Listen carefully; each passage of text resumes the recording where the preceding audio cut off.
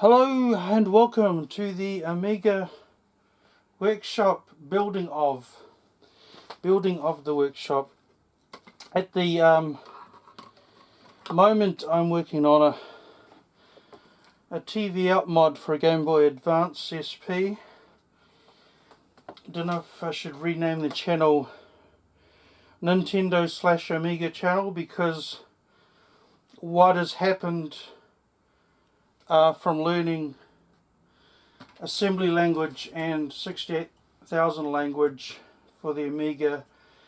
I've signed up to a Python course and I'm studying assembly online as well, and I'm gonna make, kind of odd, but I'll be making games for the Game Boy Color, and then once I know what the hell I'm doing, it'll be freshly made Amiga game. The thought is, I don't know, this is stupid, it's impossible, but to have Zool and Cannon Fodder and Sensible Golf and Sensible Soccer using Skyrim characters, I don't know, that's stupid. Anyway, so Zelda, huge Zelda fan. This is all going to be covered in my I Wanted to Be AVGN documentary. I wanted to be James Rolfe, skin is skin and wears skin like a coat, as Silent Rob says. So anyway, so here I am. I've got this. I've pulled my Amiga 500 completely apart, and I had to do that because this odd CIA chip was actually broken, absolutely broken. So I have to desolder, and they use the word desolder, so I don't know, I use solder. I have to desolder this, and then on the reverse, and I was going to do it with this cheap ass soldering iron, and scored myself some really crappy cheap, what the hell do you call these things, whatever they're called, that off Wish, and like a $20 oscilloscope off Wish, and I'm all happy and all enthusiastic and willing to go. My friend comes round, and she's obviously an electrician, took one look at my wonderful tools and said, don't touch that, don't touch this motherboard with a cheap soldering iron. I left it at that. Right, so nothing for a few weeks. Not a sign, not a peep, just talking rubbish to each other. Nothing substantial. She arrives on my doorstep with this bloody thing. There's no way in hell I could ever afford to buy it. Something like this. Greatest mystery in life is bloody hell it opens. Okay, under there.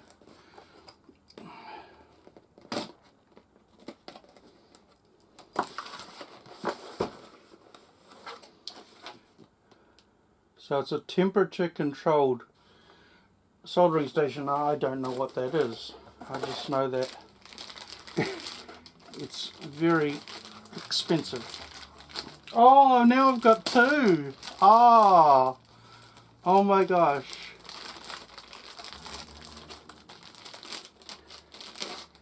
You gotta show off your little men.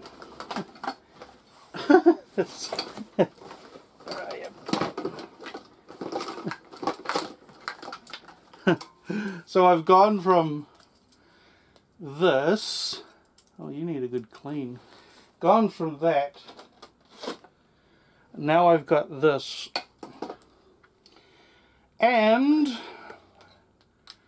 because I'm a novice and I don't know what I'm doing, I left the soldering iron on. So we've got a microscope with a wonderful artistic base. And even with this, I've had this for a whole year. I've only just discovered that you can hook this straight into your Windows 10 and use it. So, very careful with things now. I've learned a lot because I've been damaging things through lack of care.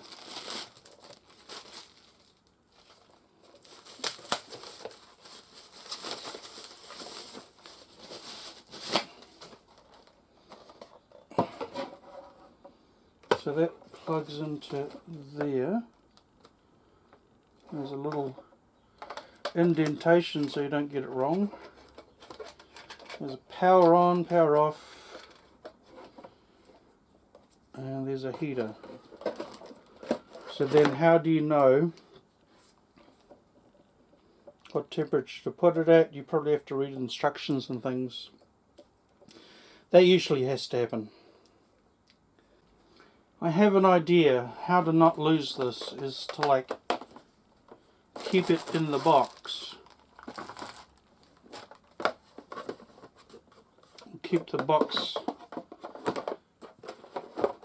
That's not going to work.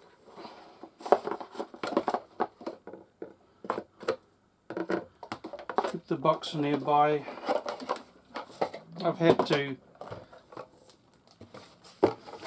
I've found all my multi-voltage power outlets and they're all in one box. Everything I'm finding, most of what I'm doing is just finding everything that's gone missing and then making sure it doesn't go missing. So, did I wreck this? No, that's alright. I thought I had, but I haven't. But anyway, so now I've got two. Except this one is obviously a lot. They're all from JCar. We used to have Dick Smith Electronics in our country. Now it's JCar, but they still sell the Dick Smith electronic kits. It's very similar, isn't it? So I'm going to learn. It's a bigger one. Cool. Oh, and it's good. Is that okay? All right. Read the instructions.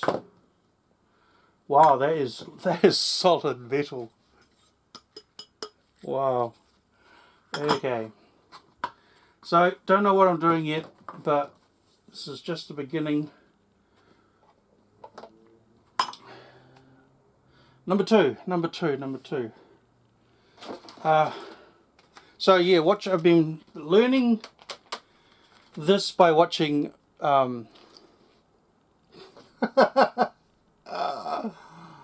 Adrian's workshop.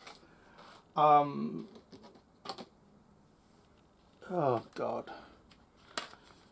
And 8-Bit Guy and others. Sorry, I can't think right now. I spend all day watching their videos, but I can't remember their names. Jean Beta. Yeah, this is a desoldering pump, and I don't know how to use it, so read instructions, watch videos. I've got to get the solder. Oh, don't even touch that motherboard. Anything. Get the solder out from where the broken thing was, and I've got a new one, so it's all ready to go. I just need to take my time, learn what to do with these things before I even plug them in. Yeah.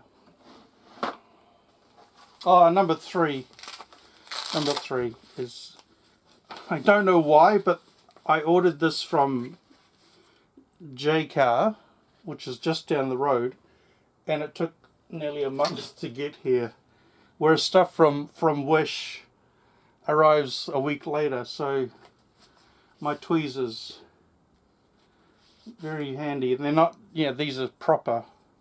You can buy them on Wish for $6, but these are proper anti-static or whatever, blah blah blah. I don't know what I'm talking about. So with the Game Boy Advance mod, I've got to cut that off to fit the TV out motherboard thingy in, and I'm gonna over here,